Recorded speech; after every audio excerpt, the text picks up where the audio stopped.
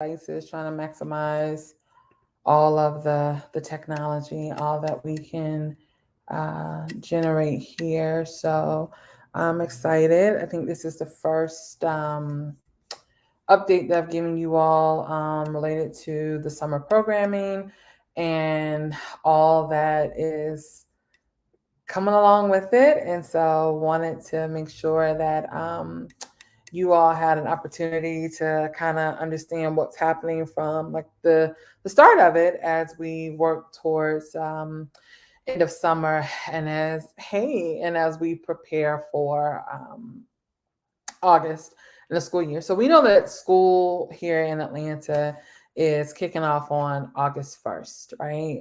We know that because they get out really early in May, so to speak, around well before Memorial Day, that they go back.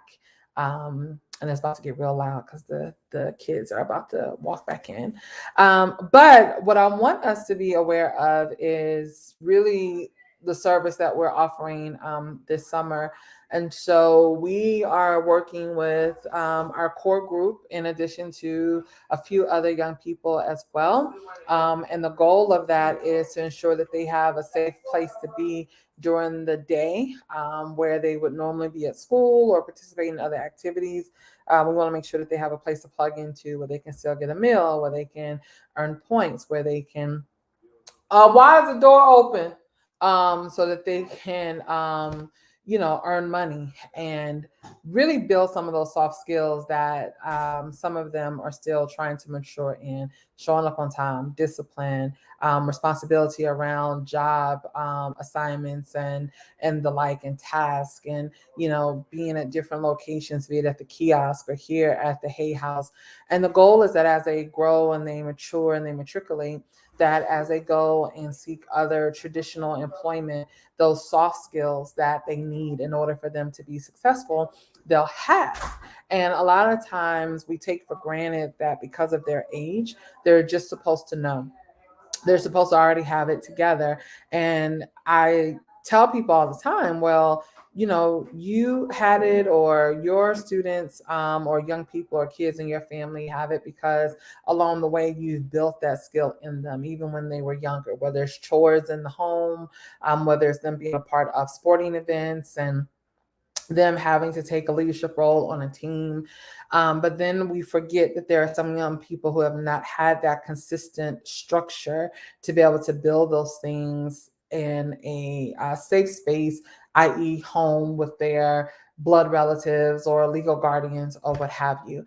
So there are times where we are stretched really thin here because we're getting them when they're 15, 16, 17. And really, like biologically and scientifically, what we know is that a lot of the foundation of who you are is already embedded in your brain through neurological pathways and synapses by the time they get to be older teenagers. And then it's this maturation process that's happening. We know that the DSM, which is what the American Psychological Association uses, says that our brains are not fully matured and developed until 25. Yet at 18, we just automatically, assume that they're supposed to. Yep. So Desiree saying 0 to 7, right? So even earlier, I'm giving them some grace as some mid and early teenagers. But by then, we're building upon what is already laid. And so, if something stable has not been laid for them, everything else we give them is going to be really, really shaky. So, there's some undoing and some unlearning that we have to go through. A lot of times, what we are focusing on is helping them understand why a process is necessary, why consequences or accountability is necessary. A lot of times, they're just used to just doing what they want to do because the consequences have not been great enough, or the consequences that they're experiencing are consequences that everybody on the block experiences, and so they feel as though, well, this is normal, right? A consequence only works when it's counter to what your normal activities are. And so if the consequence of your behavior leads to some very serious things, but that is the norm in your environment, you don't see it as a consequence, which is why we take a more incentive based approach because consequences don't work. right? By and large, there are times where we just have to, exert them, but mostly we try to go from a incentive based approach. And in that incentive based approach, what we're able to do is say, hey, you like money? I want to get you money. I can't get you money if you don't show up. Right? They hear me say it all the time. Miss Casey has no free money because whatever money I get is not free. Now, yes, people will bless you here and there, put a little something in your hand, sow a little seed, but by and large, I am not homeless. Clearly, I'm not hungry because I work for what I get. Now, let me put a caveat there. I don't get nothing from Hay, right? That's another story. But I work for what I get, and the goal is for them to understand the same thing, that if you want to get paid on Fridays, you have to show up to work. And showing up to work looks like showing up on time. And if you can't show up on time, being accountable for what that looks like. Stuck in traffic, MARTA bus is running late. Thought I had a ride, but my ride flaked on me. Not feeling good. Woke up late, moving a little slow. Miss Casey, I overslept. That's accountability, right? Like nobody's looking for perfection. I have overslept before working for other people, and you just call them. But when your work ethic has shown that when you do show up, you produce well, you can call your supervisor, your manager, and say, hey, my bad, I overslept. I'll be in as soon as I can. And it's generally not an issue because your reputation and your work ethic has preceded you. And so those are the kind of things that we are looking to share with them during this summer youth employment program that's been funded by the Folsom County government. And the goal is to let them know that, yes, we want you to be successful. We want you to have the things that, you deem important as well, but this is how you get it. I know a lot of times, folks don't always know kind of like the rhyme and the reason behind what we do or how we do it over here. But a lot of it is starting from the base level of understanding their human experience, understanding that poverty is a trauma indicator. We don't have to like it for it to be a fact. Right. And I know people get cringy when you start saying those things, but you hear me say it over and over again. And I don't care if I sound like a broken record.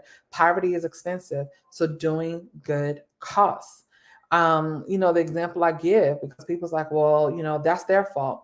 Well, there may be some level of responsibility that lies with folks, but you don't know what you don't know. And secondly, if you are working a 15-hour a job and that's barely making ends meet because the cost of living and rent and mortgage and utilities and everything else continues to skyrocket, then you essentially have to work almost 80, 90, 100 hours a week for you to be able to live someplace that is not in a food desert. So even for folks who go to work every day, and even for folks who show up and do what it is that they're supposed to do, if they're living in a condition where they're always just breaking even when they're getting the knowledge, even when they're doing what is asked of them, it's really, really asinine of us to assume that some people want to stay in poverty.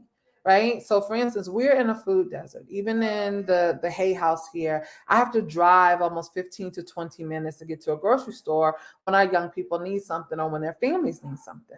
Like that is ridiculous to have to drive 20 minutes to a reputable grocery store where I know that whatever the fruits and the vegetables are, right, that they get are going to be safe for them.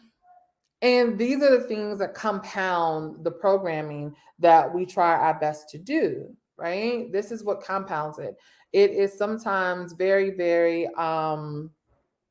it's very, it's challenging at times to be able to meet the needs of our young people when some of the other resources that we have are null and void.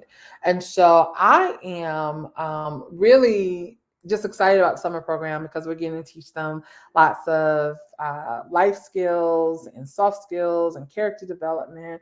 And at the same time, be able to put some money in their pockets. So, as always, I want you all to tell people to follow us here at Hey_Atlanta, helping empower youth on Facebook, I got all the things going live on YouTube, on Facebook, and all of those things, because we really do need your support.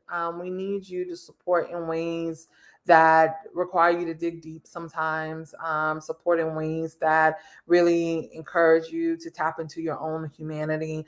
And so some of that looks like sponsoring lunch for them. It's not always about writing a $10,000 or $20,000 check, although we need that too. Sometimes it really is about making sure that our young people have the skills and the resources that they need. And that comes with money, though. It comes with us having to make those things available for them. So you can sponsor lunch. If you're interested in doing that, hit us up. We'll kind of give you the parameters of what that looks like, so that you can help us feed these children. We're still in need of a van, y'all. Earlier this year, we had some phenomenal city council members, and I'm not going to start calling names right now because I'm probably going to forget somebody, but we have some phenomenal city council folks, the usual suspects, and some surprises actually, to donate to our van fund, in a sense. And yes, Sonny, we do, because this cash up every $20. This is yes. So we need a van. If you know of an older organization or a church or anyone that can donate a van to us, or right now at the very least allow us to use it, whatever that looks like around insurance policies and that kind of thing, we'll figure it out. We'll make it work, but we are in need of a van. And I'll also, just be honest about this too. It takes a lot of money to run an organization. It takes a lot of money to run a nonprofit. And I don't think that those of us who aren't in this space understand how true of a statement that is. And I say that because there's always something that comes up, and nonprofits are just a different tax structure. It is still a business, which means all the things that reputable, legal, sustainable businesses need in order to thrive, those are requirements of nonprofits as well, from insurances to utilities to payroll taxes. To legal fees, to accountants, to marketing, and then we layer on the needs of our young people. And so it becomes a heavy lift and a financial weight that sometimes those of us who lead this organization carry. And that load can be lightened when folks understand that contributing any amount makes a big difference, whether it's $5. And y'all hear me say that often because it's true. A lot of times we discount the small amount because we think, oh, that's not going to do anything. Well, your 5 and 10 other people and their 5 makes a big difference. And then we're able to then buy lunch for the whole on that day because 10 of you decided to donate 5. And then there are some folks that really do have the bandwidth to donate more than that. And I'm not just saying specifically for Hay. My hope is that you are donating to a cause of your choice. Whatever that is. If it's not us, find a cause, find an organization, find an entity that is doing good work and sow into them. That is my plea today, is to sow into them. Yes, we would love for it to be Hay, but if it's not, understand that raising money in a nonprofit, if you're a small nonprofit, it's very stressful, because we don't have full development teams. We don't have 20 people who literally sit on the phone all day just to make phone calls and to just follow up and to, create programs and initiatives and plans for folks, to attach their brands to. And I spend a lot of time in cause marketing. So when I think about how corporate groups can really support nonprofits, I have a lot of experience like that. That is what I was paid darn near a lot of money to do for quite a bit. And it was to really work with Fortune 500 and Fortune 100 companies. And for a lot of times, I'll give you a little tidbit. People think that that money comes from their foundations, and that money comes usually from their marketing departments. Why? The money comes from their marketing departments. One, because it reduces, right, the amount of money that that company has, so it's a write off. They don't have to pay as many taxes. And then it also gives them brand awareness, right? It allows them to be seen as a good corporate citizen. And so when you are approaching companies, Fortune 100, Fortune 500, are very successful, even small businesses, then no, it is your approach. A lot of times we go straight to the foundations when the foundations are going to have a very arduous process, whereas the corporate side, through their marketing department, usually has a bit more flexibility, right? We see a lot of times how Coca-Cola sponsors the Essence Festival. Coca-Cola will sponsor other large nonprofit events. I remember years ago when TD Jakes was having his Mega Fest here in Atlanta, Coca-Cola was one of the sponsors, but it was not through their foundation. It was through their bottling company, which is their for-profit entity, which allowed them to use their marketing dollars, right? And so they got a tax break from the corporate side, they got the brand awareness, and they also reduced the amount of money they earned based in that helped with. Now again, they got billions of dollars, so that one event didn't do it, but they do hundreds of these events every single year, if not close to the thousands if we think about globally. So again, I would love to help folks think through, right? And I have my own theories as to why folks aren't quick to attach themselves to our organization and who we serve and all of that. And that is for a different live on a different platform when I take the ED hat off. But what I do know is that it is beneficial to both for-profit entities and nonprofit entities to work through their corporate social responsibility and their cause marketing. So again, cause marketing is where folks use their private marketing dollars to reduce the amount of money that they have for profit. They get their tax break, and nonprofits get what they need. So when you are approaching um, companies, try their marketing department first and find a pitch that works well for both of you, what's advantageous for both of you. And then that way it moves faster than you going through the foundation. So little tidbits like that, I promise you, put all of my expertise to use. My clients were L'Oreal and Disney and Hilton and Scholastic, ran their, Be Big in Your Community program. And so it helps to know how to utilize companies for your good, literally and figuratively. So just a quick little tidbit. I know I'm kind of off script a little bit, but just wanted to give y'all an update on what's happening with the kids here. And as the summer is progressing, know that hay is good ground to sow into, right? We do really well by our babies over here, our grown babies, our big babies. And we want you to be able to share the word with other people and share the good stuff that we're doing, and then make sure that you all stay locked and loaded as we continue to share more and more as the summer goes. So that is it. Just wanted to jump on really, really quickly. Whether you're catching this live or catching the replay, we're just so ecstatic to have you be a part of our Hey family. And we'll talk to you soon. Bye.